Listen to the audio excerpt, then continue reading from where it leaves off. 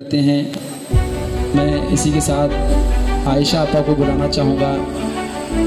हमने आपको आज पहली बार देखा है, लेकिन आपके बारे में बहुत कुछ सुना है। शेर के साथ आपको बुलाना चाहूँगा। आप अक्सा कॉलेज में प्रिंसिपल हैं कि वो करे बात तो हर लफ्ज़ खुशबू आए, वो करे बात तो हर लफ्ज़ खुशबू आए, ऐसी बोली वही बोले जिसे उर्दू आए।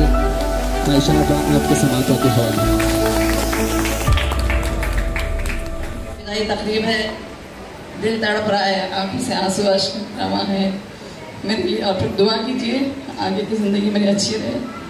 अल्लाह हाफिज़। आप लोगों का शुक्रिया अदा करती हूँ जिन लोगों ने यहाँ पर आए हैं तकलीफ उठाकर। बहुत बहुत शुक्रिया। अल्लाह हाफिज़।